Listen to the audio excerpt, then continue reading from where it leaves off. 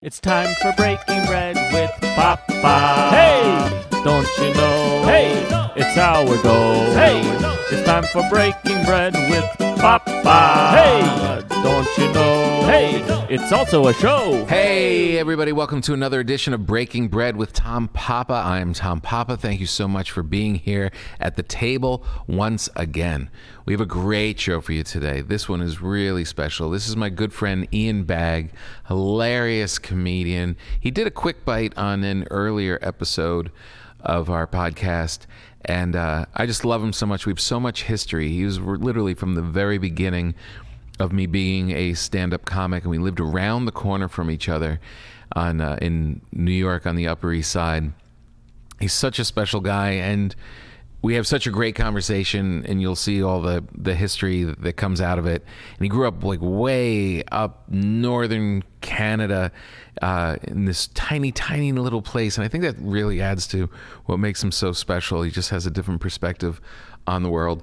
But he's such a great guy, and he's such a great friend. And, you know, but we kind of lost touch in the everyday because of our busy lives. But so it's so great to welcome him back and rekindle our friendship and share these amazing stories with you. So it's going to be great. I'd like to thank the good people at Talkspace.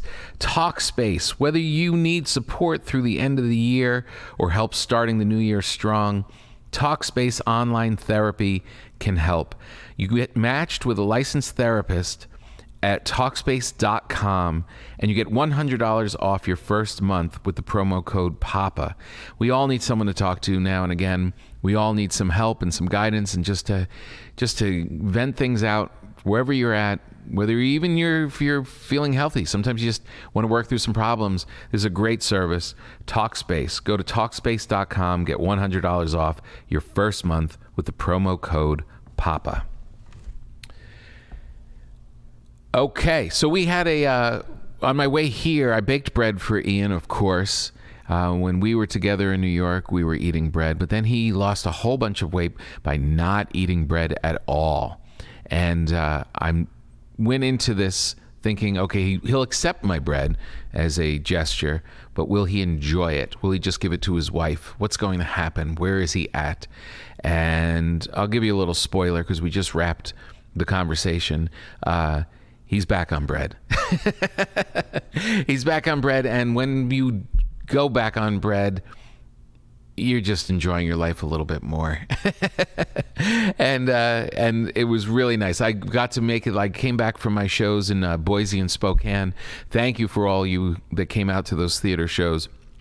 So great, so fun. Everyone was safe, doing the right thing. We had such great laughs. Two great theaters, the Egyptian in Boise and the Bing Crosby Theater in Spokane. And it was just a tremendous time. And it's such a great thing doing this podcast because you know you're going to see your friend who's ever coming to join us at the table on whatever day, say Wednesday, and I fly in on Sunday. You've got to rally and get the bread fed, the sourdough starter fed, and get the whole process going so you can time it out so you can have fresh bread for your friend. And knowing, yeah, I know this sounds kind of corny, but when you're making stuff just for yourself, that's one thing. But when you're making it for other people, that's another thing. And when you're making it for people that you really care about and you know will be grateful to get it, or they've had your stuff before and they'll be looking forward to getting more of it, there is you're putting a little bit more of a vibe into it. Not intentionally, but your mind and your preparation and everything that you're doing when you're preparing. And I'm sure you do this in your life with everything. I mean, even more than cooking. If you're just preparing your place for somebody that's coming by, or there's a little more thoughtfulness going into all of it. So when I knew that Ian was going to be spending some time with us and that I was making these breads starting 2 days ago with him in mind, and you also don't want to screw it up. You also want to make sure that you don't blow it. So last night when I was putting it into the fridge for its final proofing, it's after you've created the dough and after you've shaped it and you put it in its little baskets and you put it into the fridge. I was writing in my office and I let it go a little too long, so I was nervous that this morning when I was baking it, that maybe it wasn't going to succeed, and there'd be nothing worse than coming in after seeing an old friend and be like, I give bread to everybody and I blew it. I mean, psychologically, that would say something also, wouldn't it? But it turned out great. I was so happy to give it to him, and he was so happy to receive it. And we got to go down, talk about a lot of great things and go down memory lane a lot and talk about our early days in comedy and how we were making our way. Great guy, great conversation. He's a hilarious comedian. Make sure you go to ianbagg.com and look up all of his dates. He's also a host of Swords and Scales podcast, a great podcast, which I'm going to go do in a couple of weeks. Just one of the just naturally funny human beings. He's just one of those guys that is always just got a childlike amusement and viewpoint on the world, and he's just so fun to be around, and as you'll see in this conversation. So enjoy. Ian Bagg. Do I have to put it back on here? I've moved it off of there. I apologize. No, it's okay. It's yeah, you got to move the whole thing as a unit if you get in trouble. Thanks for being here, Ian. Thanks for having me, Tom. Thanks for doing the quick bite. Last time I talked to you, I was in an airport and called you. Was that in an airport? Yeah, I was in an airport in Dallas. So here's the thing. This is called Breaking Bread. And you know, I've been baking a lot of bread, and I made bread for you. There's a beautiful loaf of bread in here for you. Oh. But as I was making it, I was like, Ian sometimes swears off all bread. Sometimes. Not right now. Not right now. Okay. I didn't know where you were at. Because you went hardcore for a while and lost a lot of weight. Yeah, and then I said, let's put it all back on. That seems like the wiser decision. Yeah, it's way more fun in life. It really is. It's hard to find an equal, right? Yeah. You're either... But I find when you try to be good, that's when everybody comes into your life and wants to do things. 100%. Right? Yeah. Let's go meet for lunch. Yeah. That. Yeah. Just let's go meet for lunch, or let's meet for a drink. Yeah. Come on, try it. Let's do it. Yeah. All right, everybody. Yeah. You really have to swear off everything and everybody. You can't. So you either have a social life or you don't have a social life. Right. That's how life is. Right. And if you gain weight easily, it's just the way it is. I'm thinking about that bread. I can feel my butt cheeks growing right now. I'm going to show you what it looks like because I'm proud of it. So I baked these sourdough loaves. This is a country loaf. This has got Oh, wow. Yeah, that's yours. Do you do that in a wood oven or a normal oven? I do it in a normal oven, in a Dutch oven. Ooh. So that's those. That's when you hold it's your like wife a pot. When you hold your wife under the covers. It's a Dutch oven, so it's like this. It's like a pot with a lid. So you put that in as when it's dough, and you spray it with water and put the lid on it, so you get steam. That's how you get the outside. Like Is it tough to give it away? The bread? Yeah. No, because I make two at a time. Okay, there you go.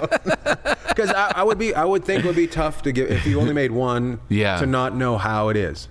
Right, exactly. Right. I've been doing it long enough where I know what it is. Like I know when I take, like, the first step is it's in the Dutch oven in the oven, and after 20 minutes you take the lid off and lower the temperature, and then put it back in, and then after 15 minutes of that, then you take it out of the Dutch oven and put it in on its own. When I pull it out, I'll even go back. When I'm taking it from the basket where it's been proofing for 12 hours, when I take the cover off of that and turn it upside down on the parchment paper, I know if it's going to be good or not. If it's together and it's like a little chubby ball, it's like it's going to be great. It's just gonna be good. If it starts to spread out quickly, you're like, uh-oh, this may not have shaped well, and it may end up flat. Can I ask you a weird question? Yeah. When did parchment paper come into your life? I had my Aunt Josephine, Cynthia, my wife Cynthia, is never heard of her. Is a really good baker. Like she bakes like cookies and cakes and those kind of things. And she was talking about it with my Aunt Josephine, and my Aunt Josephine said something to the effect of, a home isn't really a home unless it has parchment paper. Really? Like unless you're baking, like if you have parchment paper, that means you're baking. Yeah, and that you're means you doing know. all Yeah. Because I learned from my wife. I'm just like, we had a huge argument in a store. Yeah. About wax paper and parchment paper. And Oh, I was really? like, it is the same thing, and she's like, it is not. And, yeah. So. Yeah. So it really. So parchment paper is my thing now. So Well, this came out very great. classy. Yeah. And I was, but as soon as I did it, I was like, let me stop at the Italian market and get Ian some. Oh, he went there just in case? Salami and cheeses in case he's going all. How about cheese and bread? That's insane right there. Cheese, bread, and wine. What kind of wine do you like? Red. A lot of French wines. A lot of Italians, Barolos. This is salami with truffle. How do you like that? It's expensive. You really picked up. Well, you're an old friend. You picked up the pace. So when we were talking about on the Quick Bite when you called in, isn't that good? Mm-hmm. Yeah, and there's some Pellegrino for you. You grew up, just to remind our listeners if they missed the Quick Bite last time, you grew up. I grew up in 3 years. I love how you describe where you grew up. Like you go to Vancouver and then drive to Prince George, 14 hours to Prince George. North, just due north. Yeah, take a right at Prince George. Mm-hmm. Go another 8 hours to Prince Rupert, and then come back an hour, and that's Terrace. Because it's so small, you just fly through it. You know, like right. It's so far. It's so up there. It sounds so great. You've been on those cruise ships before that go up to Alaska, right? But didn't you go? I went to Alaska, not on a cruise though. Back in the day, right? Back in the day, yeah.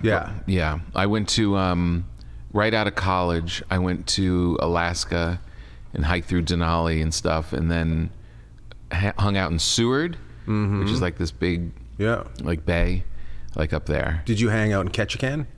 I don't know. Which is kind of along that panhandle. Okay. And that's where. No, I didn't. That's where I grew up that area. Oh, okay. So Ketchikan was the closest American town to us. Got it. Yeah. Got it. And what was your mom cooking for you when you were a little lad? My mom was a horrible cook. She was. She would try things and they would never turn out. She had all these dreams of grandeur and they would just never go. I remember the biggest one was she wanted to have a turkey for one Christmas, but she wanted to make it easier because we're having people come over. She didn't want any bones in the turkey. Oh, no.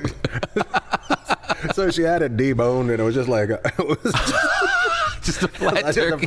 But it still had. She left the legs in it, right? That was the funny part. So it was like this flat thing with legs on it, looked like the front of an old motorbike. But she tried that. Yeah, and you all had to act like it was wow, this is wonderful, Mom. A roadkill turkey.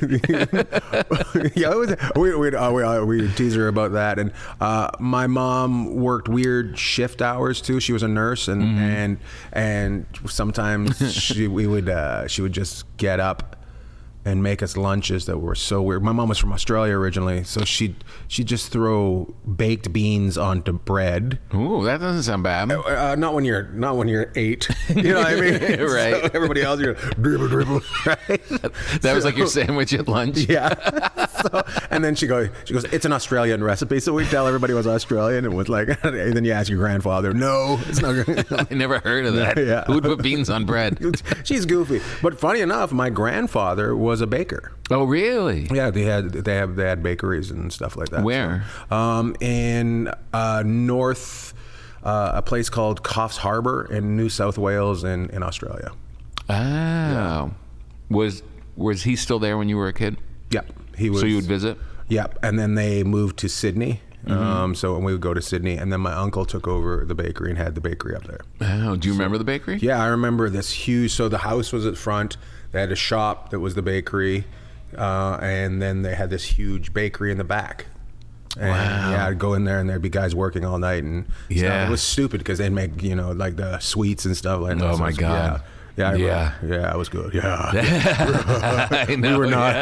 we were not off sugar at that point. So. Yeah. Oh God, as a kid, that had to be Oh, it amazing. was so good. And Just you're the smells alone. And I remember my cousins weren't like, I'm like, you should be very excited about this, and they weren't, Yeah, because they grew up in it. they don't even smell it anymore. Mm-hmm. And then my uncle sold the bakery and started a tomato farm. Wow. Which was weird to me because I'm pretty sure it was a pot farm like that. Oh, really? Yeah. What made you think that? And a lot of the tomatoes didn't have tomatoes on them. And looking back at just being that age, I'm like, oh, that was pot. Yeah. It was just stems. Yeah. That's hilarious. Pick every fourth plant. But they were funny. He became my uncle became I don't know, alderman or something like that. He's on the city government, and he used to cause trouble all the time. Oh, really? Yeah, he'd I know this is probably terrible and you shouldn't talk about it, but he was driving home one night from something, and there was a booze bus where they're checking everybody to breathe, and he just pulled into somebody's house. Yeah, and said, "I'm John Bertoli. I'm your alderman. I want to talk to you about some things that have been going on." Sat down and talked with him, and then when booze drove away, got up and drove away. That's pretty brilliant. Yeah, it's pretty smart, right? Yeah, that's great. Honey, I'm home. Yeah. Did you go down there a lot? Would you... When I was a kid, I think we Yeah. went 4 times. Okay. Yeah, it was so far because we Yeah. had to get to Vancouver. That was the first That stop. was 2 days. Yeah, and then we go from Vancouver. We had to get to Australia. So Right. Did you feel like at what point, like, you're a little kid and you're just running around up there? At what point did you get out and realize, oh, we live kind of off the beaten path? Probably when I was about 11, and we went to Australia, and I remember going, "Oh, there's a lot more to the world than going to my grandparents Right. in Canada." You know, Right. which was the normal trip. So Which was, not that far. yeah. And I remember that was the first time that a McDonald's registered to me. Because when we were in Vancouver, there was this McDonald's and it had a playland, and I remember we were driving to the airport and seeing it, and I'm like, I wonder what goes on up there. Sounds like it's fantastic. It's a playland, like just being so, oh my goodness. you get food and play. Because we didn't have McDonald's until I was 17, I think that's when it... What was the town like? How many, like, if you didn't have McDonald's, was there any place to eat? Or Yeah, we had a Dairy Queen, like that was which is that's way better than good. McDonald's, and like not. Yeah. But when you're a kid, it's just like, this is stupid Dairy Queen, you know. Right. And then Right. A&W was there, Uh-huh. which is Well, that's pretty good. Yeah, so we had two chain like fast food places, Right. and then everything else was kind of mom and pop. Right. So was there a lot? There must have been a good number of people if they're putting a couple chains up there. 10,000 people. So, but it's 10,000, and then as soon as you get 5 feet out the door, there's nobody for 2 hours. You know, Right. so it's not like down Yeah. here where it's 10,000, then another 10,000, then 50,000. Right. Yeah, so. Does it feel at that? So before you're 11 and before you go see the world, does it feel like, oh, we live in the wilderness, or does it? No, it's just what it is. Just what it is, right? Yeah.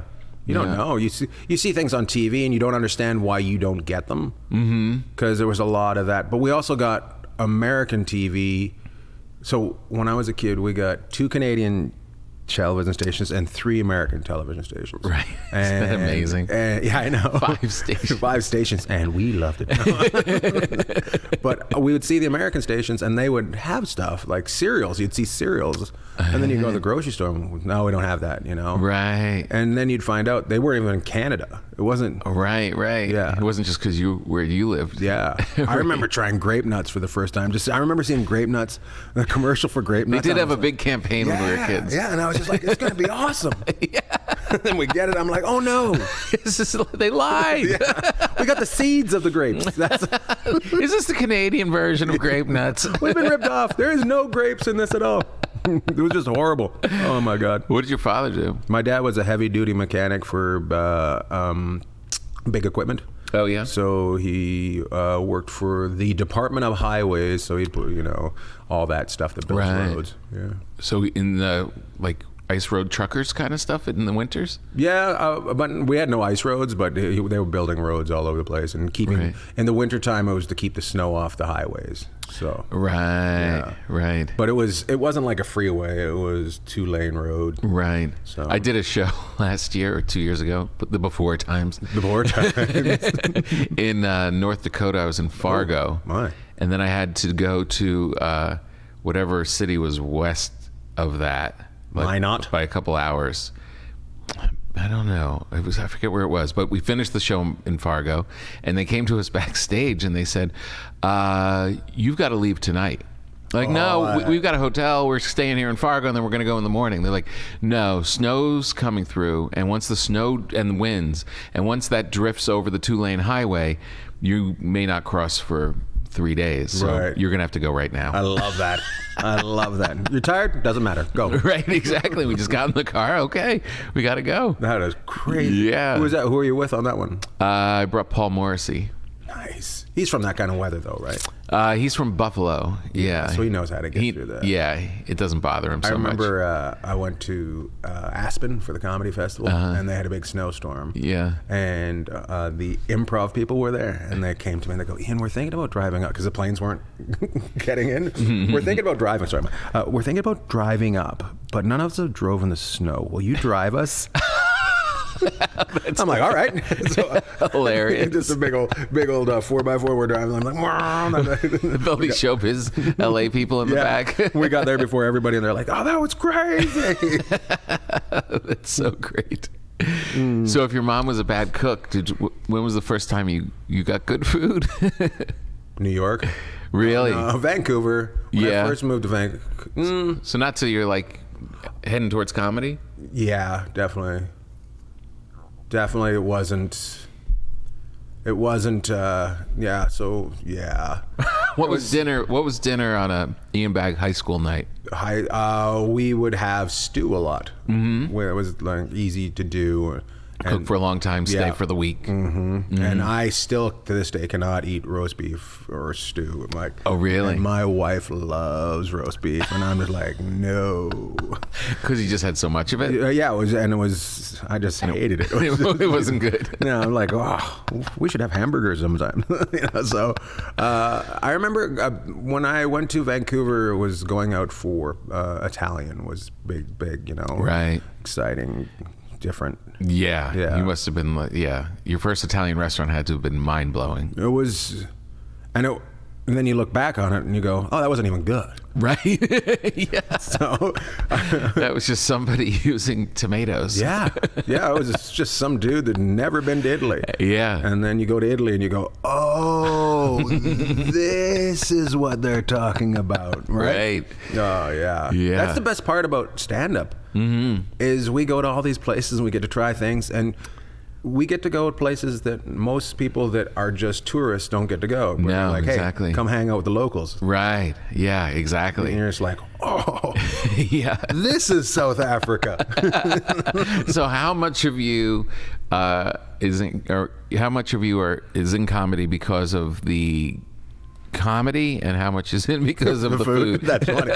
I'm in life for food. Yeah. It is just, everything about food is fantastic, right? Yeah. Oh my God. Comedy is just, we were talking not too long ago, me and my friends, and I remember the first time I made Shannon Butler laugh. I was probably in the 4th grade. And Good old Shannon. You're still 4th grade, so you're confused by girls. You don't know whether you like them or hate them. Mm-hmm. And I just remember her laughing. I'm just like, oh, this is awesome. Yeah, all right. Yeah, a laugh means she likes me. Yeah, I'm going to be back tomorrow to see her giggle like that. So, yeah. And then I remember the 5th grade making a bet, not a bet with myself, a deal with myself that I wasn't going to make anybody laugh. I was going to take school seriously. No. Yeah, and that lasted about 2 weeks. Because you had gone on such a run of just making people laugh in 4th grade. Yeah, and causing all sorts of trouble. And I remember Ricky's story saying, I love that. Well, he goes, what's wrong with you this year? You're so quiet. You literally told yourself, yeah, now let's behave. We got to behave. We got to do it. We're going to get through this. Right. Yeah. And then I was like, this is boring. I don't want this at all. Yeah. What's your name? Yeah. Hello, Shannon. Hey, I'm back. Ian's back. He's here. Yay. It is funny when you realize that you have the skill to be funny, and actually you actually can turn it on and off. Like all, that recognition is pretty profound when you look back at it. It's crazy, right? That and I think most of the comics that I know and are friends with have all that talent, right? Right. There is some paint by numbers out there, you know, but for the most part, the people that I really enjoy being around have that ability to just make you laugh and pee your pants for no reason, which was right. Right, exactly. Yeah. But then there's also that delicate balance of, but then turn it off. Right. And be like a normal human, like the people that are on too much of just like throwing it all at you. It's like this is, while we're checking into the hotel. Yeah, this is aggressive one-on-one. Does it have to be loud, performative bits? Let's just keep it. It doesn't have to be loud. Right? It just has to be between us. I remember we went to the White House during the Bush years. Oh, really? And, for what? I was doing a show. Who's we? Reggie Steele. Reggie Steele opens up for me a lot. Okay. I was there at the DC Improv, and this guy came up to me afterwards and he goes, "Do you want to go to the White House tomorrow?" And I'm like, "Yes, I do." We're going over the fence. Yeah, I'm like, "What's going on? Like, how are we doing it?" It was like that. And he goes, "Well, do you really want to go?" And I go, "Yes, yeah, I do." And he goes, "I work at the White House. I'm the Marine that it takes care of the president, and I can get you in there." What? And I'm like, "Okay." And then he goes, "I'll need your driver's license." And I'm like, "Huh?" Right now? Right now. Okay. Do you want a credit card with that too? We'd like to thank our friends at Talkspace. You know, we've shifted how we work and learn, but sometimes it feels like the world is changing faster than we can keep up with it. There's been a lot of, I really do feel like the reason why you see people having a hard time in public places, on airplanes, with their families. We've all been through a lot. We've all been through a lot in this last 15, 18, 19 months. How long has it been, gang? It's been a while.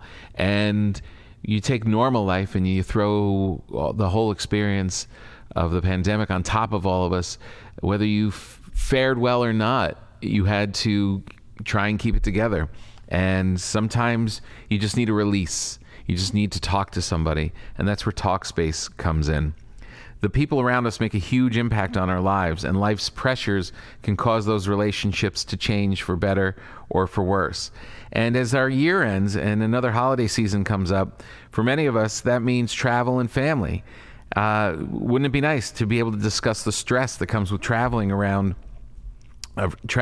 going and seeing all of our loved ones, give you a little perspective and make those relationships and those visits actually worthwhile. Like, rather than just jumping in blindly, maybe talk to somebody and get a little perspective and go into it and not make only yourself healthier, but the whole relationship. It's a great thing to be able to talk to somebody. Talkspace is ready to help, and you start feeling better within a single message. You can set goals with your Talkspace therapist, develop techniques to cope in difficult times, and Talkspace offers individual therapy, couples therapy, and medication prescription services. It is the #1 online therapy platform. There are thousands of licensed therapists available for you to match with across dozens of specialties, including anxiety, depression, relationships, and more. If you need a little support to help you through, get to Talkspace. They're here to help. Match with a licensed therapist when you go to Talkspace.com and get $100 off your first month with the promo code PAPA, P-A-P-A. That's $100 off when you use the code PAPA, P-A-P-A, at Talkspace.com. Give them a call. Talk it out. See if it's for you. They're good people, and it's nice to have a friend in this world. Thank you, Talkspace. So we took both of our, just got a copy of our license numbers and put in a quick request for security. And the next day we went to the White House. Whoa. So we hung out for a bit, and then we got taken on a tour by a guy. How do you approach the White House? What do you mean? You go Like if I were going to your house, I would just pull into your driveway. Basically the same way, but we walked up. So there's that driveway that you walk. Yeah, and I'm like, we're going to the White House, and they stop you and say, yeah, looking at us and like, why are you guys here? You know, I've borrowed clothes from the Gap to wear, you know, that I'm going to take back right as soon as we're done the tour. a tag on it. Yeah. These are my going out pants. Basically, these are my one-day pants. So we went there and we were on the tour, but there was another family that came with us. Like my buddy, my friend that I've become friends with, we hung out with him, and then he said, go with John, and he's going to show you all around like the secret places. And it'll be fun. So we went with it. But I was like joking with Reggie and laughing, and suddenly they had 2 teenage boys, and suddenly they were like part of our group because we were having so much fun. They were really? Like, so it was like we were on a class outing, you know. So it was great. they drifted back with the cool kids. Yeah, and left their parents. Like, look through this hole. Look through this hole. You can see a guy looking at us with a gun. It's awesome. It really is hilarious. There's just definitely, I mean, it really is such a simple formula. It's don't take anything seriously. So when you're in it, the more serious a situation can be, a funeral, a tour of the White House, an elevator that just broke down, you make a joke about it, you release that tension, but most of the world doesn't do that. Most of the world's panic is fear and anger, and ours, for some unknown reason, is goofiness. Right. Yeah. Yeah. And I don't care who you are, like what kind of stand-up you do. You can be the darkest person in the world. If you don't enjoy it, like if you're not enjoying it, you're bombing. Right. You know. And, and if you're enjoying yourself, people are with you. Right. Exactly. Yeah. Do you still really enjoy it? I love it. Yeah. Yeah. You? Yeah. Completely. The only thing I took off yesterday. Because I had been traveling, and then I came back, and I was like putting in my avails for the clubs this week, and I was like, I'm gonna leave that night. I'm just gonna have off. I'll just be around the house, and it was cool, just hanging around in the house. But But when I woke up in the morning, I was like, I can't go try that joke tonight. Right. Do you do every night? Do you when I'm home? I usually go Tuesday through Thursday.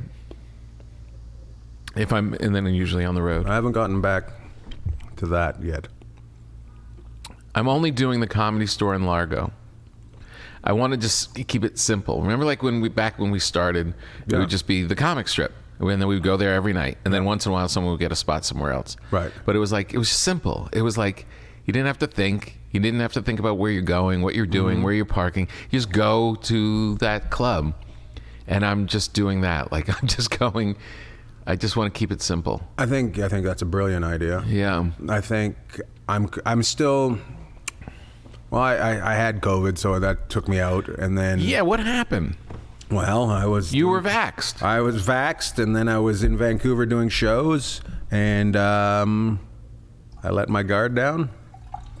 Does let your guard down mean make out with a local? Yeah, just instantly, just made out. Just tongue deep in a pandemic with a stranger. No, it means just getting too close to people. I knew it. Like, I actually went out for a beer. And for some reason in my head, I'm like, probably shouldn't be here. Right. And sure enough. And funny, my buddy. So weird. My buddy lives down here, but he also has a house up there where his family lives. He works down here. He works for a hockey team, and he flew into Vancouver the same time as I did. Came up to a show on the Saturday night, and we both got it. Oh, really? Yeah. So I know I got it at where I got it. Right. So. And how did you know that you got it?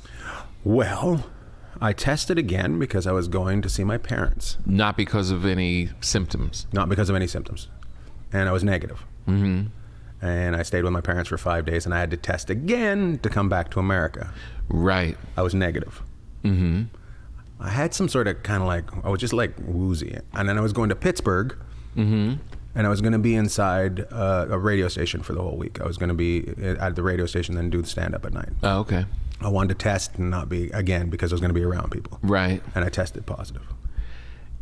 Didn't feel it? You weren't sick? This is just because I'm going to that radio station. Yeah. And when I look back on it, I was just off a bit. Yeah. Felt just a little run down. Yeah. But also, this is our problem. Yeah. You're traveling. When do you never feel 100% when you're going planes to whatever. Have you done this yet? Have you? My new rule is I'm not taking the first flight out in the morning. I did that. It's so funny you say that, because for our listeners, it's been our habit for years. You take the first flight out. Yep, you're gone. You're gone. It's like, and then that means getting off stage, getting back to the hotel, laying down around 1 a.m. 1 or 2. And then getting picked up to go to the airport at 4 or 5. Yep. It's and a it's ball, not a good sleep. And it's not a good sleep. It's not a great sleep because it's every 15 minutes. Am I late? Yeah, right. Exactly. And you wake up 10 minutes before your alarm. And it's a ball breaker. It's tough. But you're also home when you go to LA. You're also home at like 7 in the morning. Yeah, you're there. So I just said I was gonna, after the pandemic, I'm like, let's go easy on ourselves, and let's not do that. Let's take the 10 or 11. I did it one weekend. And the problem with doing it is that the great thing about doing it at 6 a.m. is the shit hasn't started yet. There's no problems at the airport. There's no whatever. So, but by 10 o'clock, the connecting flight is delayed. Everything starts happening. Things are delayed. I got delayed like 3 hours at 10 o'clock. And now Tuesday morning. Got home. You got home in the middle of the afternoon. Right. And I was like, nope. I'm going back. Really? Okay. Yep. Because I went, instead of the first flight out, I'm 8 or 9. Not bad. That's Still early. It's still early, but you're getting a little bit of sleep. That's better. Because I did one where it was Friday, Saturday. I took the early 5 a.m. flight out to the other side of the country, and I took the 5 a.m. flight back, and it just wrecked me. It does wreck you. You literally have to treat yourself like you're an athlete. Yeah, you can. Yeah, you have to hydrate, you have to rest, you have to work out, you have to do all that stuff. And that's the thing, though. We always feel a little weird. Whatever way you do it at 8, you do it at 6. Traveling like that, and by the time you get home, you feel a little weird. So who knows if you have COVID? You don't. I have a headache. Yeah, I've got a headache. Yeah. Right? Yeah. Exactly. Can't smell anything. That's normal. Right. Did you lose your smell? I lost my smell. You did? Yeah. Was that weird? Is that how you knew? But no, I knew. So you're vaxxed and you lost your thank smell. God I was vaxxed. Yeah. Thank God I was vaxxed, because I just had enough go on that I'm like, oh, I wonder how messed up I would have been had I not been vaxxed. Sure. And then I also gave it to my father. You did? Yeah. Oh, how old is he? He's 84. So that was 11 days of me just like calling him. Hi, Dad. How you doing? You doing? He's okay? vaxxed too. Yeah, he's vaxxed too. And then on day 7, he goes, "You feeling guilty?" I'm like, "Yes, Dad, I am." And your mom didn't get it? My mom didn't get it. Wow. It's weird how it bounces. It's weird. It's such a weird virus. It doesn't make sense at all. Doesn't make sense. The symptoms don't make sense from people to people. The duration. It's weird. It's such a weird one. And it went through me. Like I had bouncing things around. I had problems with something in every part of my body, like during the 10 days. Really? Like it wasn't hardcore, but it was just like, this isn't right.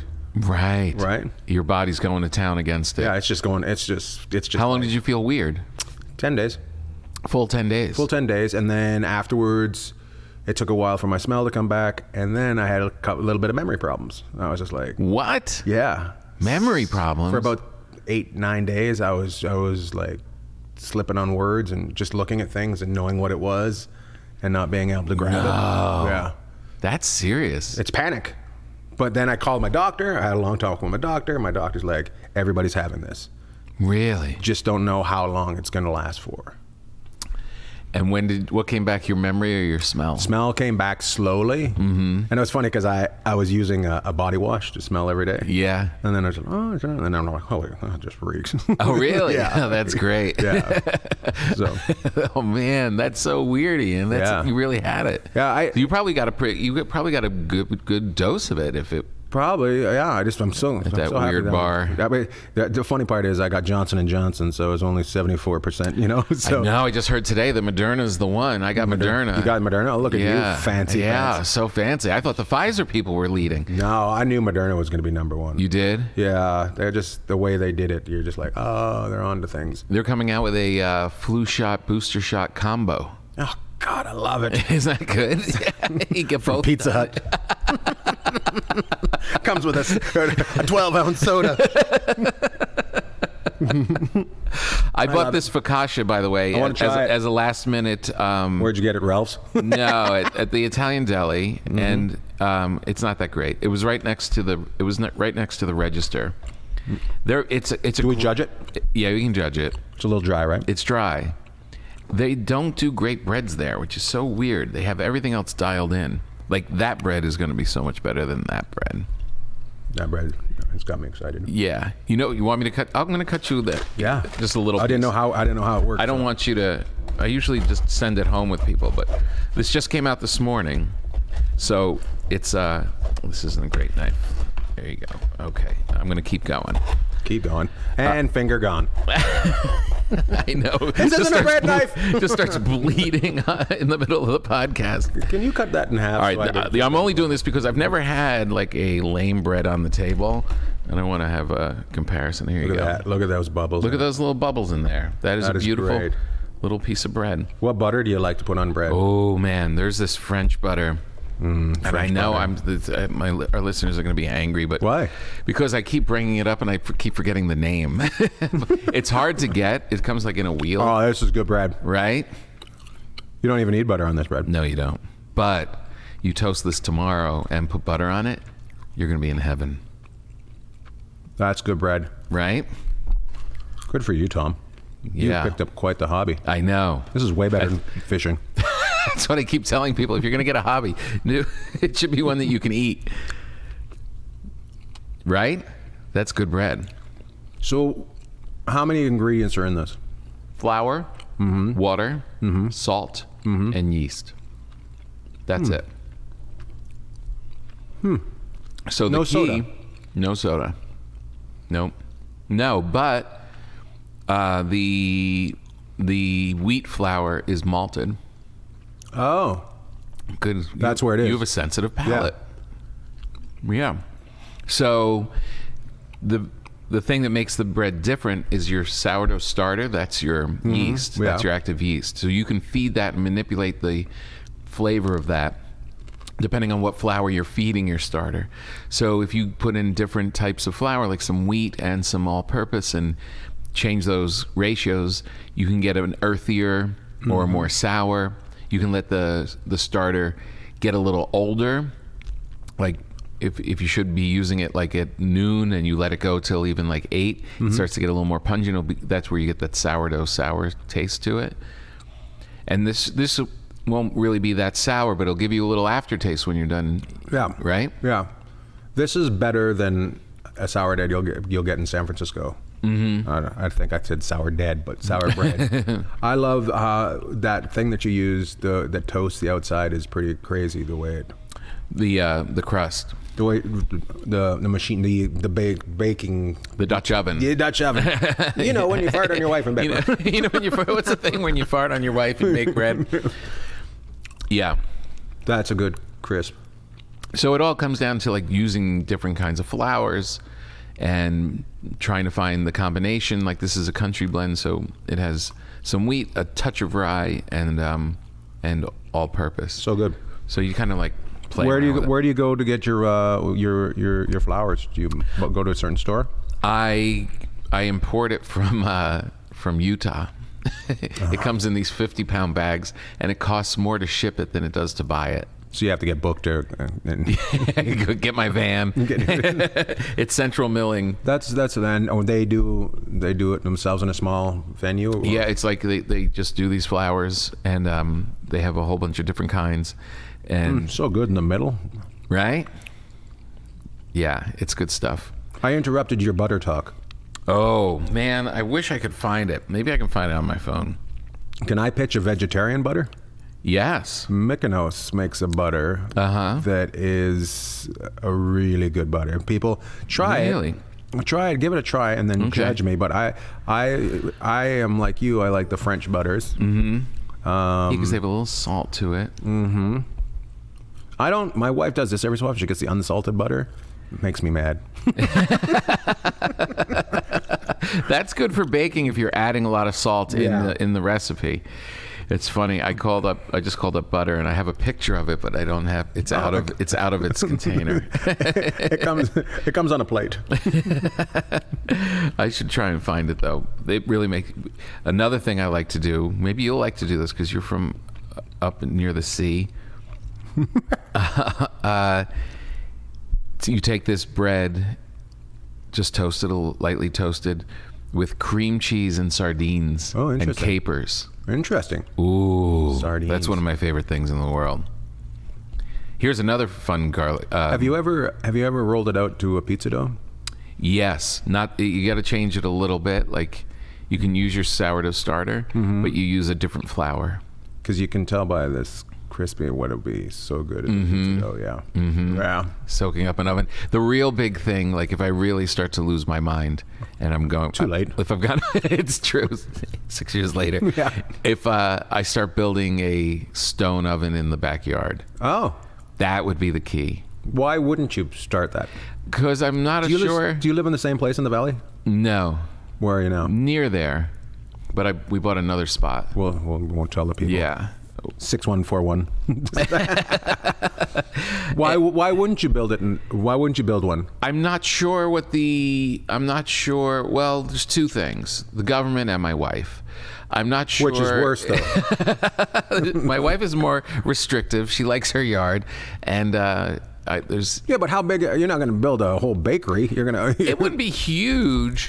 But it'd take up a little corner. She would be cool with it. I'm sure she would be cool with it. I've known her forever. She'd be fine with it. Yeah, she'd be okay. She looked at the back of your head all the way across America and then all the way back across America. She'd be fine.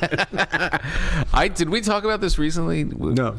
I tell the story about when we met all the time because we met at the comic strip. It was me and you sitting there at the comic strip, and she came up to ask about being in our sketch group.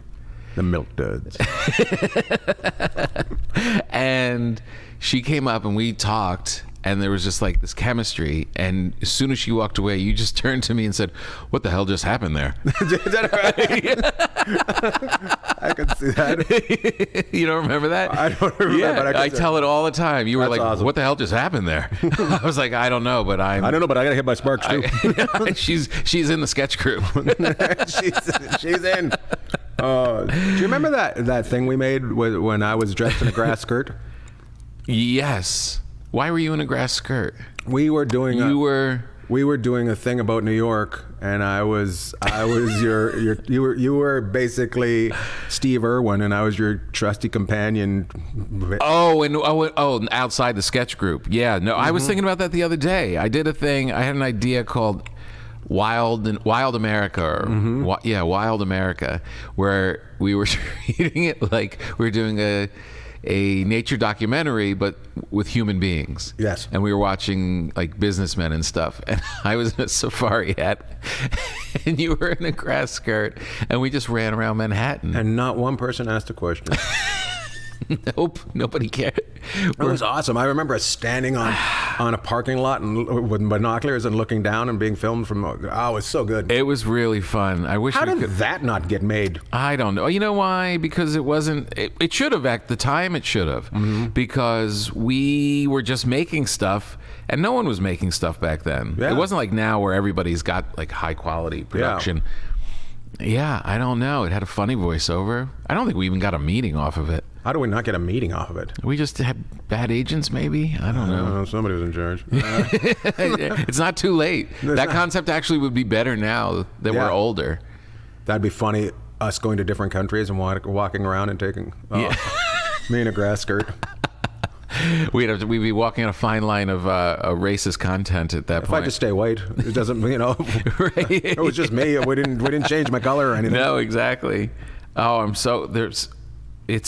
going through all these French butters, and it's hard to find it because they're doing like President butter, and I knew we lost you when you drove across country with her. You did? Yeah, I was like, it's over. Yeah. Things will never be the same. That's what I know. Oh, there's your Mykonos butter. Yeah, there it is. Yeah, it's good. You got to try it. All right, I will try that. And it's vegetarian. Myokos.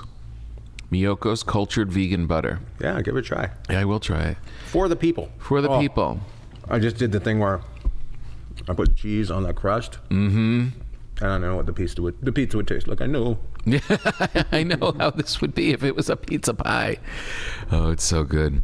No, that's true. I was trying to think back to what we were eating when you had that little tiny hall room apartment.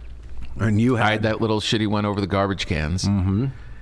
And life was good. It was good. The best part about that was we were succeeding. Mm-hmm. Like people now, we look at it and we're like, holy, thank God we did okay and moved away from that. Yeah, but Brad, at that point, we were making it. It is happening. Yeah. It is happening. It was happening because we were a group of very funny people. You knew they were all talented. You knew they were like, if we just did the work, we would find our way. We were comedians. We were, for the first time in our lives, we're comedians. I think 3 of us kind of broke way more, right? Yeah. Probably. I think there were 6 of us that were in that group, but around, yeah. Did you see that John Bush? He pops up in Kyle's videos. He does my round table every so often. He does. Yeah, I still love him. He's just funny. He's so funny. Yeah, he ended up in Iowa, though. I know, exactly. You're like, did you look at show business maps at all? It doesn't say Des Moines anywhere. Yeah. But wasn't he married? Didn't he go back? Yeah, he got married. Yeah. I love it. Remember how I brought Kyle in? So funny. I know. So Lucian Kyle Dunnigan. Yeah, Lucian made me host and watch one of those audition nights. Right. I remember this. And it was hell. And first of all, I didn't. Watching all rookies come up and. But you have to give them advice. And I'm like, I don't want to give anybody advice. I don't even know what I'm doing. Why would I be telling them what to do, right? Right. And then Kyle came on and I fucking just laughed the whole time. Excuse my language. I just laughed the whole time. Yeah. And I'm like, you got to see this guy. You got to see this guy. He was so funny. He's always been funny. Always been funny. And always hot girls around him, too. Oh, my God. Yeah, it didn't make sense. You're just like, what? No. The list of beautiful women that Kyle's been with that are very well known, which we won't list here. Don't do that. We don't have enough time. I know. My favorite was he lived with my Kelly Dixon and I for a little bit. Did he live with you first? With me first? Me first, and then he moved. First. Yeah, because I think we were his first place in living out of the city, when he moved to New York. Yeah, right. So people are like, "You live with Kyle Dunn?" I said, "Funniest guy, worst roommate ever." But my favorite story was, so this is the time we had one phone, right? Yeah, and it's the middle of the day. It rings. Kyle picks it up. He gets a little emotional, and all of a sudden, getting weird. And then all of a sudden, he goes, "Ian, it's for you." And I go over and I pick it up, and it's my mom. And she goes, "First of all, you might want to make Kyle a cup of tea." What? And I'm like, "What?" And she goes, "And second, your Uncle Rick is dead." And I go, "Good." And because I hated that guy. And she goes, "That's what I was expecting." Getting all emotional and crying, I was confused, and then I figured out it was Kyle, not you. She told the news to Kyle, but he had an Uncle Rick too. Oh no! So he's asking all sorts of questions. Well, how did he die? Logging truck accident. What? Why was he in a logging truck? He was at work. He's an accountant. This doesn't make sense. You want to make Kyle a cup of tea? So good. So good. He's so funny. I'm so happy. So funny. His videos are so funny on Instagram. It's crazy. Stupid. Yeah. And it really was like, oh, he should be on SNL. Like we always thought that, well, that's just a no-brainer. And now he's just doing it on his own and showing everybody this is he's just showing her. So he moved in with me after. He moved in with you. In that horrible room in the back with no sunlight. Yeah. And we had no sink. He moved in with you because I was moving to LA, and then Kelly was going to go too, and then we were just giving up the apartment. Oh, okay. That's when he moved in with you. Got it. And you guys played guitar. So that right. Yeah, I can't remember. Like we would go out after, we would go to like that bar up the street. But I don't remember what we ate. Like I don't remember. You know when we'd fancy eat, we'd go down the street. Do you remember that fancy restaurant that was Lucian would take us to it every so often. It was probably about 3 blocks down, right on the corner of 77th. And I'm trying to remember. I remember it was a guy with a mustache was the maitre d', and An Italian place? I want to say, was it Italian? Right. Yeah, I think it might have been Italian. We were poor. We were really poor. I mean, we were getting paid $5 a night, a set, at the, doing late night at the Strip, and you needed the money because that was your food for the next day. Yeah. And we'd go up and get the bagels. I remember getting the bagels on the corner because it gave you so much bacon. No, it was right on the corner of 89th. And they do a bacon, egg, and cheese, and they put so much bacon on it. You had 2 days worth of bacon. Yeah, that it was like you put the rest on the So much fridge. fun. So we'd great. always go to diners, though. I remember we'd always sit in diners. Always in diners. The diner on the corner of my street. And my street, 91 and 1, we'd sit in that one. Yep. Or 90 and 1. 90 and 2, we'd sit there. Yeah, and then a little further down, closer to the club, there was the one on the other side of 79th, I guess that was. Yes. And we would sit in that one. Yeah, diners were great. We'd you could kind get of fries you could get. Yeah. We'd float in probably a 20 block radius, I would say. Yeah. You don't go further than that. And then you ended up someplace else after the shady apartment? The shady apartment, sorry. Yeah. Where'd I go after that? From that I went with Cynthia. I went to Cynthia's. Oh, you did? Yeah. When we dated and decided to go cross country, it was in that shitty apartment with Kyle. And then we got on the motorcycle and left. I think that and was... when we came back, we were like, I mean, you're right. You did lose me when I did that, because when I came back, we were like, well, I guess we have to move in together and get married because we spent 5 weeks on a motorcycle without fighting. Yeah. We switched helmets over 4 times. Oh, really? just back and forth. You guys switching helmets. You wear mine. This is too big. Do you remember that? I won't say her name, but I had there was another girl around who was not happy when happy at all when I was with Cynthia, and I went to put Cynthia on the back of a motorcycle and drive from the comic strip down to her apartment. And when we got to the apartment, we realized that other girl had put gum in Cynthia's helmet. No way. And she had gum in her hair. Yeah. I don't remember that at all. And we had to cut it out. I remember I remember you leaving us with her. She was kind of, and we're like, oh no, now she's in our group? Like, why does that happen? Tom, this is unfair. I'm sorry. I was confused at the time. We know. You were hit by lightning. It was I understand. casualty. Yeah, it happens. It was a great time, though. And then we migrated to the cellar. The cellar. Yeah. Remember when we would write Colin jokes? Yeah, that's right. We would get together during the day. And we'd get checks every so often. And write jokes to send to Colin. You brought me in on that. Yeah, I just remember going, yeah, okay. Yeah, Colin was doing Weekend Update. I said, can I bring my friend Tom? I remember saying that. And then we'd sit and we'd write once a week, and we'd just send these jokes, and sometimes they would end up on. We'd fax them in, right? Yeah, but we didn't know they'd end up on because we were busy working. Right, and they never told us. We'd just get money every so often. And you would watch, and all of a sudden he would tell the joke, and that's how you found out if it was on TV. So good. You got so excited. It was weird. It was weird that we didn't go. Is that a writing credit? Yeah. Oh, I used it as a writing credit. You did? The first joke that was on, I at the cellar where they write your credits on the board out front of the club when you're appearing. The first time I got a joke on Colin's Weekend Update, the next night it was Tom Papa, writer for Saturday Night Live. Fuck. I love it. I was too dumb. I like Canada. He's from Canada. My favorite night at the cellar was somebody got me high, and I went on stage and I talked at 1,000,000 miles an hour and did my 20-minute set in 5 minutes. And SD was just looking at me. What the hell? What is he doing? You got another 15. You keep going. I'm like, oh, okay.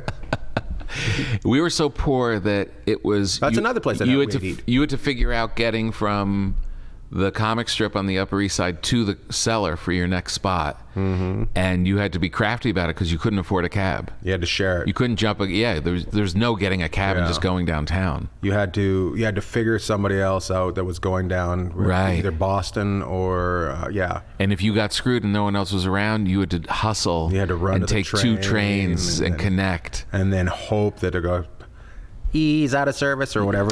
Right. Yeah, I was like, I think it was the E, right? That's what you take down there. Yeah, right. The 4 or 5. Or the 4 or 5, and then run across. And then run across and get the other one. Yeah. And running down those steps and just trying to get to that next spot. It was the best. It was the best. It was the best. Like so fun. good. I mean, think about all the people ahead of us that were at the comic strip at the time too, that were just crushing. I remember the first night I went on there.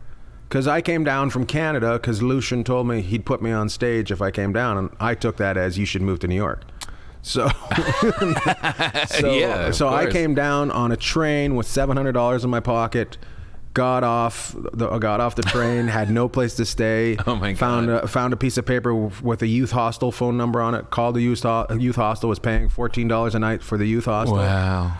Was calling Lucian, but hanging up on the Avail line. Because I didn't know that's how you put it in. But I also didn't want to waste my quarter because that's how much money I had. Right. So he finally picked it up. Is this the person that keeps hanging up? And I'm like, yes, it's Ian. It's Ian Bagg. You told me you put me on stage if I came down here. And he goes, oh, yeah. I'll put you on tomorrow night. Come on down. Wow. So I went down, and it was Red Johnny and the Round Guy. Oh. That's what I remember. Those guys would crush. I remember it ending on this thing that I'd never seen before, and I don't think I've ever seen since. The rap? Yeah, but just the energy. The energy. They just destroyed that place. And the crowd was just like... bonkers. It was like turbulence on a plane. It was just... They were up. I know this didn't happen, but it seemed like the audience was doing cartwheels and flips and diving off tables. They were jumping up and down, and it was stupid. And they loved them. Yeah. Oh, they were huge. Huge. And it was Ray Romano. Who's the guy that did voices? Oh, I keep forgetting his name. Joe. Oh, the Italian guy? Yeah. Oh, yeah. John. Joe? John. You know exactly who I'm talking about. I do. Rob Magnotti. Magnotti. Rob Magnotti. Yeah. Rob Magnotti. Joe. John. Rob. Yeah, he would destroy too. They'd all destroy. And then I got the check spot. Oh, boy. And just went on and just had my ass handed to me like I'd never had it handed to me before. Yeah. And came off, and Lucian said, "You've got it. You'll be fine. Come back tomorrow." Wow. And I just remember, okay, I thought I was being sent home after that. Well, that's what you had. I mean, that all those years was that, right? Right. Taking it in the face. Yeah. Being strong enough to come back after being devastated. Like, you really would not feel good until you got another set. Yeah. I had one time when I went up and did that, and Chris Rock was waiting in the booth. Like, there was a little booth off the comic strip where you could watch the acts, and then you'd walk down Tiny little booth. It was a coat closet, and then you'd get onto the stage through that side door. And I was up on stage, and I started bombing. It was late night set, check spot, bombing, to the point where I'm like, so where are you from? And like, it just like, I didn't know. You mean my act? Yeah. And I came off, and I saw Chris standing there, and I think he was just becoming Chris Rock, like, to that level.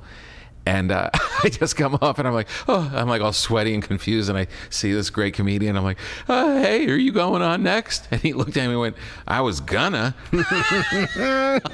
Until you ruined the room. I thought you walked everybody. Oh, you know what? It was so humiliating. We were there when he blew up. So because I remember Lucian I had a college gig that I got, and he sent me to talk to some club owner in, I think it was Syracuse. And the guy, I remember he was like kind of hammering me, and he goes, we had Chris Rock last week, and he is never going to be anyone. And I remember within 6 months, he was just the guy. Wow. That's what the club owner said? Yeah, I remember he's like, I'm never going to pay him more than $2,000 kind of thing. Yeah. It always stuck in my head that you don't know who's going to be huge. No. That was what it said to me. You don't know. You don't know. You don't say that. But comics knew you wouldn't know that he was going to be huge, but you knew he was going to be one of the guys. Yeah. For sure. Yeah, but there was nothing but rock stars walking through that place. It was devastating. And we're all there like just scraping for spots and $5 a night. And how we got that so much. Yeah, following them was how you learned. Ooh. Following Attell, following of course. Ray Romano, following all those guys that and they just threw you into the Shark Tank. Do you remember doing all those graduation shows? Oh my God. They were brutal. We do like from 11 o'clock at night till 4 in the morning. 6 in the morning. Yeah. These kids would, after their proms, they would bust them in. A lot of times from the Bronx. From the Bronx, Long Island, yeah. And they would come in and they don't want to be there. They got booze. They just want to score with their girls and guys. And we were telling jokes about our apartments. Yeah. And like it was a bad and they would just... They very rarely went well. Very rarely. So you would wait all night long to go on at 2:35 to bomb. 3:35. Yeah. Sometimes it was like you're just. Oh, but it was so much fun. But it was so much fun because you'd never been out that late, like going to do stand up. It was like this is great. And then you got to sleep in the next day. You're like, this is a fun lifestyle. this could work. I don't know if it's the same. Like, I don't know if... For young comics? Yeah, I don't know. I think they're too busy trying to build their name before their stand-up. Like, so they're just doing social media and like... Yeah. With us, we didn't... Some, though. I don't ever remember telling anybody my name, like, after a show. No. No, I know. Yeah, we weren't thinking about marketing at all. Hey, you're funny. Thanks. Oh, my God, can I come back tomorrow? Yeah. Woohoo! The set went well. That joke worked. That was all you cared about. Yeah. It's all you cared about. You just twist it and turn it. And there was no access. There was no other. You just had to get as good as you could and get on one of the big shows, or that was it, or you just disappeared. Right. Now there's access, so it's like, do I want to stay up until 3:30 to do a spot, or do I want to make a video and have 1 million people see it? I think it's both. Yeah. Like, because we were making videos, but they were getting seen by nobody. We just had them on a VCR tape and we're giving them to somebody. Yeah. Yeah. You just want to do it. You just want to. It's just like baking bread. You just want to do it. Yeah, that's it. It's all in the doing. Yeah. It's the same as now. What's up with Comedy Magic? I hope it's opening at some point. Are they going to open? I hear it's for sale. I don't know. Yeah. So it's my home club. So when you say that was where I'd go. I'd go. That was your one spot. Yeah, go there and then. Laugh Factory in Long Beach sometimes, and then Hollywood Improv. I need to start doing the store. I just kind of fell out of there. It wasn't fun going there for a long time. Yeah, and I just I'm not going here, and then it became fun again. Then it got really good. Now it's great. It's really fun. You should, because then we could see each other. That'd be good. I know. It's funny. I think I talked to you about this. As you kind of grab onto your dream, you see less and less of your friends. Yeah. And you have to really remember. Totally. Mm-hmm. And it's, the good thing about being comics is we're really 15 years old. I'm peeing on the streets at all So there's a lot of but I think there's a lot of time, like, we could go back to doing all that stuff now. I think so. Now that, like, and also your life hits. You had 2 little kids, and you're, doing all of that, and, your time is just, you're lucky you get in a spot at night. Mm-hmm. Let alone, going to the PTA meetings and whatever that stuff is. Can I ask you, because Cynthia was a comic as well. Yeah. Was it tough for her to let it go?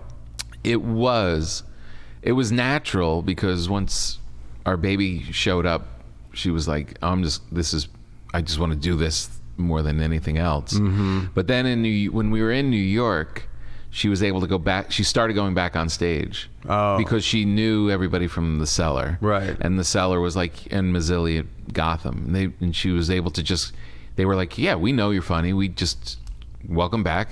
Here's a spot. And she would go up. And it started to come back a little bit like the bug. Yeah, because it's like heroin. And it's easy and then you could go do the thing and run back home. Right. And your 2 little toddlers are there. Right. And you're home by 10. Mm-hmm.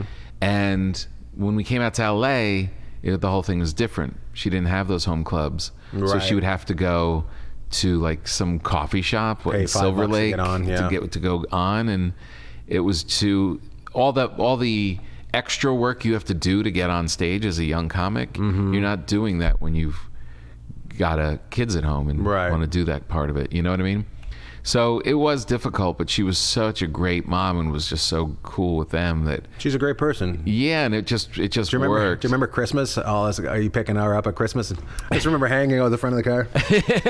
That's right. Where we going, Mom and Dad? That's right, the three of us. Yeah. Yeah, that's right. I think that was when I first met her family. Right? Yeah. I went to your folks' house for Christmas. For Christmas, yeah. And who are fantastic people. Yeah, they love you. And we ended up back at the cellar. Remember, That's right. We went back. We drove into the Yeah. like all of New Jersey. Whose car was it? Was it her car? Going asleep. It was my grandmother's car. Yeah. I was like, why did we have a car? Right. How did we get a car? But I love that moment. That was another thing of like being a young comic. You're like, oh, this is why being a comedian is so cool. You would leave New Jersey and everyone would be going to bed. It's like 9, 10 o'clock and the streets are getting quiet and the lights are going off. And you just drive through these quiet streets and then you get through the Lincoln Tunnel.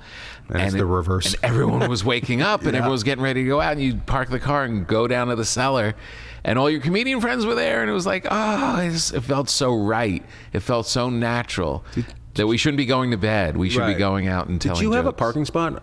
Did you have a parking structure that you'd park I in? did at a certain point. I remember us going to a You parking make structure. your way up Yeah. and then you're parking on the street and getting broken into and then you finally get like you weren't allowed to have anything in your car for a while. couldn't have anything in your car. And then the first like garage I got was like on the west side where we used to play hockey. Like like on the pier, like an outdoor spot in the winter on the river. Nice. That was my first, like I could afford that. And then eventually when I had my family, I had a minivan like in a proper garage, like I love it. on 10th Street. Yeah. I question myself a lot whether I picked the right time to leave New York. I left New York because I kept coming out here and the weather never changed. And I was closer to my family out here. That's right. That's why, And same time zone just to call them is a big deal. So that's why I ended up out in LA. Right. Like, it was no, okay, everything's happening, let's go to LA. It was just Right. like, okay, maybe I should live here because it's funny you see guys moving to Texas right now. I'm like, I did not move to America for that. Yeah. So it's even though I ended up buying a house on the East Coast. We have a house in Virginia. Really? Yeah. Why in Virginia? My wife is from there, and we just bought a summer house, and her mom lives in it the rest of the year. And That's great. yeah, so it's kind of That's kinda nice. Cool. That's what my last comic standing money did. So Oh, that's awesome. That's really good.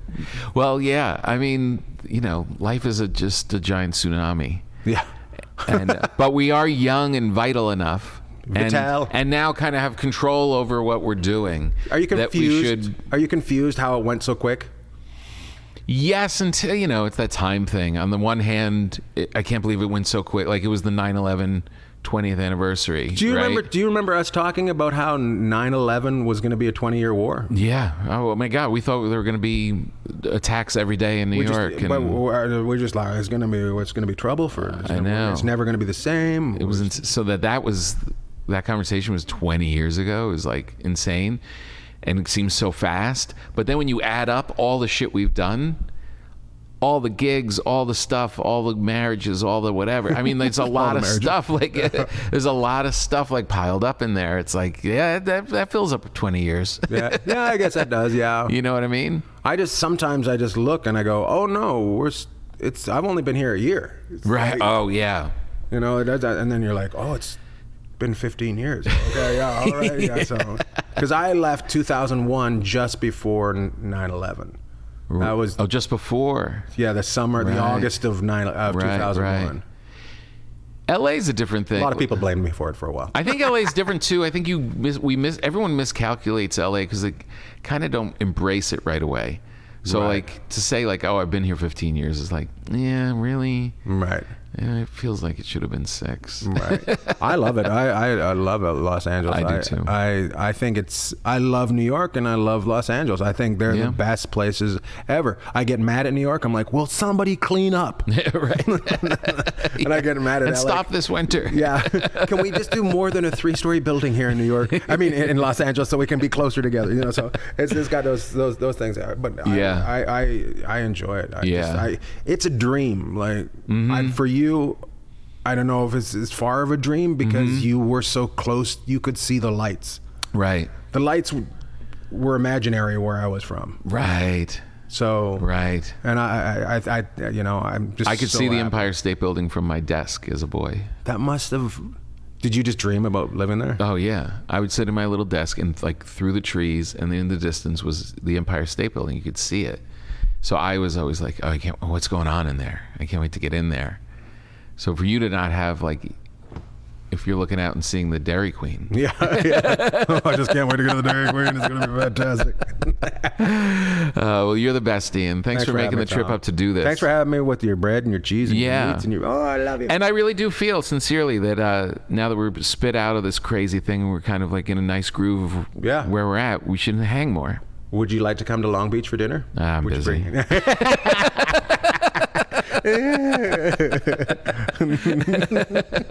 got it. He still got it. He still got it. That's our big show. Thank you to Ian Bagg. Make sure you go to ianbagg.com and look up all things Ian. He's great. And the Swords and Scales podcast. Make sure you go to tompapa.com. The family reunion tour is up and it's rolling. I'm going off to the Fitzgerald in St. Paul, Minnesota. I'm going to Denver at the Comedy Works. This is all in October on a Friday and Saturday night. The Borgata in Atlantic City coming up at the end of October, the 23rd, I believe. And then we just keep the good times rolling all around the country, all the way through, I think, March. So go to tompapa.com, look all that stuff up. You guys are the best. We'll see you next time. Enjoy your life.